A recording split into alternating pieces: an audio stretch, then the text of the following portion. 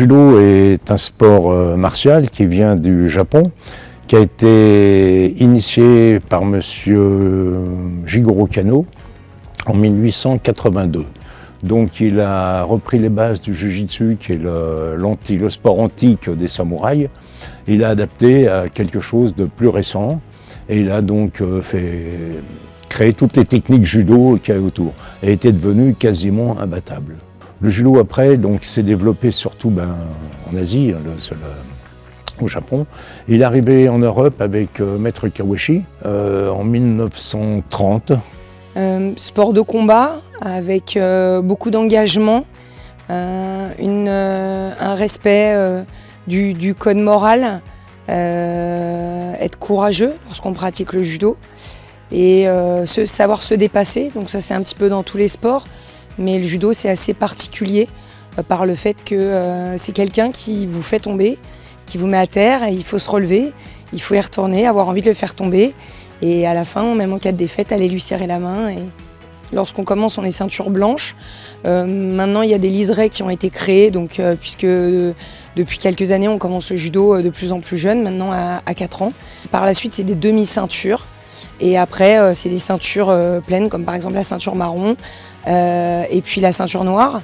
Donc après la ceinture noire, par exemple, pour devenir enseignant, il faut être 2e dan minimum. Et puis après, c'est une évolution propre à chacun. Donc les salles sont fermées, il n'y a pas de spectateurs quand il y a des cours de judo, c'est pour ça que vous avez pu voir à l'entrée que les fenêtres étaient opaques. C'est pas que, dans le temps on disait qu'il y a des techniques secrètes, non il n'y a plus de techniques secrètes, tout le monde connaît, mais c'est pour éviter de distraire les pratiquants. Il y a forcément des tapis, ce qu'on appelle des tatamis, qui sont maintenant montés pour le confort des chutes sur un plancher souple, flottant, ce qu'on appelle. Et après, donc, oubliez là sur le tapis, il y a une surface bleue, une surface jaune. Ce qu'on appelle la surface bleue, c'est la surface de sécurité, et le jaune, c'est la surface de combat. On salue à l'extérieur de la surface, on rentre dans la surface lorsque l'arbitre nous demande de rentrer, on resalue son partenaire, donc l'arbitre annonce le hajime une fois qu'il est en accord avec la table et le tableau d'arbitrage, et le combat commence. Le but c'est pas de faire mal, le but c'est alors ça arrive, les blessures c'est comme dans chaque sport, en judo ça arrive, c'est pour ça qu'on apprend d'abord à chuter quand on commence le judo pour éviter de se blesser. Maintenant quand on fait sa compétition, on ne se soucie pas non plus forcément de dire je vais le faire tomber sans lui faire mal, il est censé savoir tomber, ce qui importe c'est quand même de gagner son combat. Il y a énormément de techniques de projection, il y a des techniques de balayage qui sont certains préfèrent, les techniques de projection par l'épaule, techniques de hanche, tout à fait. Donc les projections, les balayages, c'est très simple, il faut arriver à déséquilibrer, ça marche toujours sur le déséquilibre de l'adversaire, quelle que soit la technique de projection. Donc on rapproche le pied de l'adversaire sur les déplacements et on arrive à le balayer et le faire chuter. Sinon les grandes techniques de projection, les grandes techniques, toutes sont des grandes techniques de projection, mais ce qu'on retrouve le plus souvent, c'est ce qu'on appelle l'ippon soinage, c'est-à-dire on projette le partenaire par l'épaule. Les étranglements, c'est très simple, il suffit de passer les mains, entre guillemets, de passer les mains et de l'étrangler. Et pour les clés, c'est pareil, on ne fait que les clés sur l'épaule et le coude. Les autres clés étant considérées comme dangereuses, on ne les fait pas. Maintenant, on peut aussi gagner un combat avec autre chose que Wazari et Ippon, c'est-à-dire avec ce qu'on appelle des kinza, c'est-à-dire des petits avantages. Mais l'arbitrage en judo est en perpétuel changement.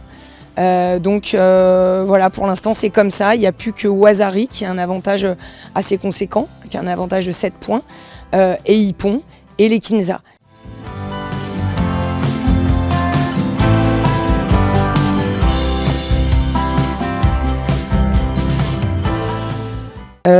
La date a son importance puisque j'aurais voulu commencer le judo la saison d'avant et étant né le 6 janvier à l'époque on ne commençait pas le judo avant 6 ans. Donc j'ai dû attendre 1 an de plus pour 6 jours.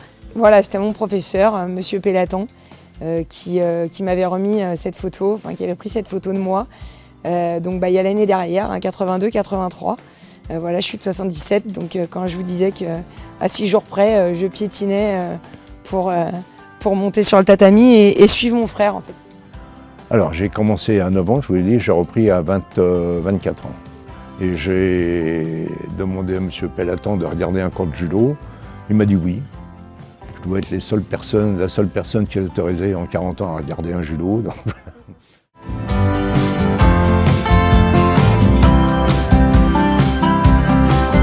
En fait, ça, c'est un passeport sportif donc, qui est signé par le médecin qui vous signe une aptitude à la pratique du judo, en compétition ou non. Et ensuite, il y a un suivi après avec vos grades. Donc voilà, un passeport vous suit 8 ans. Donc bon, il y en a quelques-uns. J'ai fait des compétitions, après, pas au niveau que j'aurais souhaité. Maintenant, les championnats départementaux, les interrégions. J'ai gagné les interrégions en espoir, donc les Îles-de-France. Donc je suis allée jusqu'au championnat de France. J'ai rien fait parce que le niveau est dur et puis je devais pas être assez forte pour faire un podium. Maintenant c'est beaucoup de choses. Je suis allée m'entraîner pendant 2 saisons à l'INSEP, une première année avec le Krebs de Montry, avec lequel j'ai passé mon brevet d'État. Plutôt jeune, oui, vers 22-23 ans. Les régimes et puis le corps un petit peu abîmé. Et puis je me suis rendu compte aussi que j'arriverais pas au niveau que je voulais atteindre. Et j'avais aussi envie de me préserver pour continuer à avoir un corps quand même encore en pleine santé. J'ai participé à plusieurs compétitions d'ailleurs. Jusqu'à la ceinture marron, on faisait les interclubs. Alors j'étais pas le plus jeune, hein, j'étais quand même dans les plus âgés à l'époque, mais bon, c'est pas grave. Hein. Et après, j'ai participé aux compétitions pour la ceinture noire. Où là, la première compétition de ceinture noire m'a surpris par rapport à l'agressivité. Les compétitions qu'on avait fait avant étaient des interclubs bon enfant, quoi. On veut dire, oui, c'était un combat, mais il n'y avait pas de hargne, pas d'animosité. Alors je suis ceinture noire 4e dan depuis 1996. On faisait des compétitions, même après, quand j'étais au premier dan, on a fait beaucoup grâce à notre professeur, on partait beaucoup à l'étranger, faire des tournois. On a fait quasiment toute l'Europe. Et j'avais des mouvements justement qui me permettaient de lancer les jambes très haut. Et il y en a un qui me dit hey, « Jean-Paul, ton spécial ?» Je regarde le gars et c'est l'autre qui me plante d'un seul coup. Parce que je n'étais plus dans le combat, j'écoutais l'autre. Et à la fin, donc j'avais remise des récompenses et tout. Et on m'appelle à la fin. Bon, je remonte. Et l'organisateur, la plus belle chute, Jean-Paul Blano.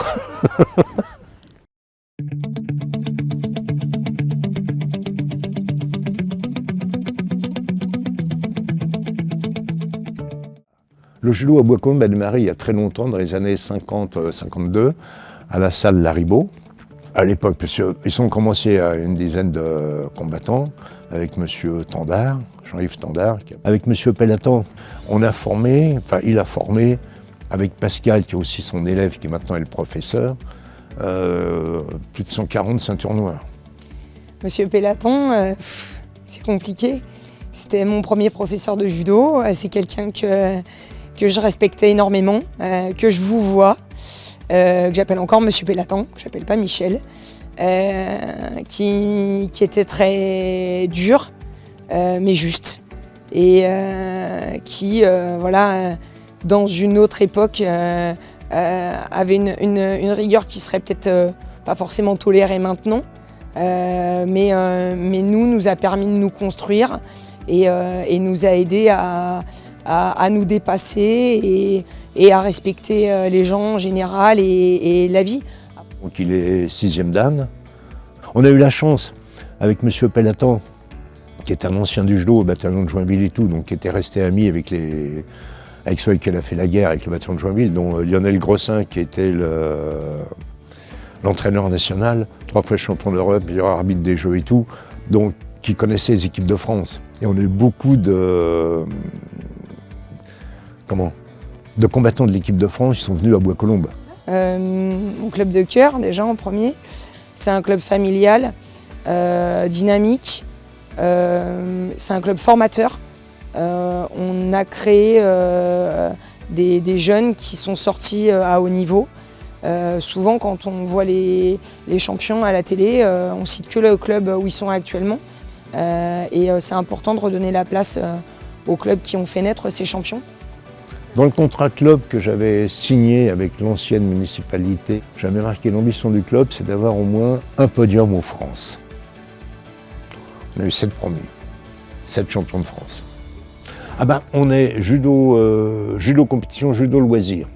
Par exemple, maintenant le soir, le jeudi soir où je suis, c'est plus judo loisir.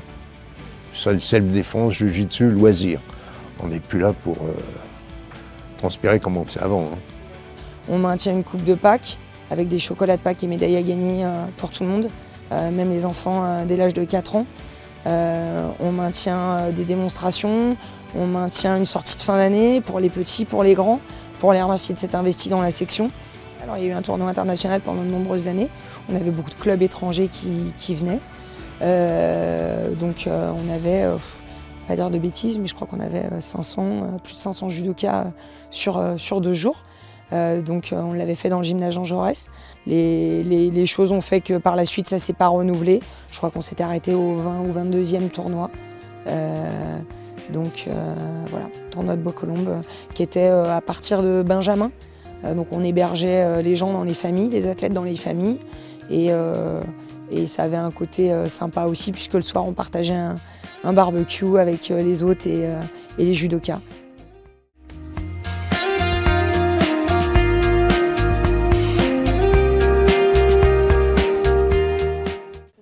Alors dès 4 ans, donc jusqu'au poussin 2, donc jusqu'à 10 ans. Et cette année, il y a un cours judo loisirs adultes en plus dont je m'occupe. Voilà, mais sinon essentiellement les enfants. Ouais. On commence par, comme je disais tout à l'heure, déjà on se dit bonjour. Et puis ensuite on arrive, on salue le tapis. On essaie de l'inculquer même chez les petits. On démarre par un salut, ensuite on démarre par un échauffement qui peut varier selon l'âge et puis aussi ce qu'on essaie de varier selon les semaines pour pas être trop redondant. Après une partie de chute, donc pour les petits la chute arrière, donc les ukémies, chute arrière et les chutes avant. Et puis après on travaille souvent sur un mouvement préféré chez les plus grands, avoir un spécial avant, avoir un spécial arrière dans différentes directions, soit de manière statique, soit en déplacement sur la longueur.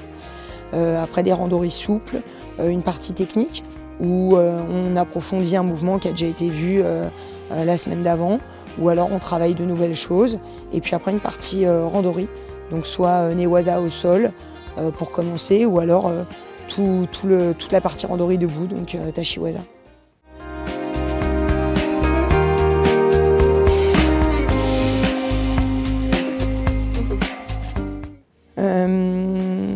Éduquer, partager une passion, être un maillon de la vie d'un enfant.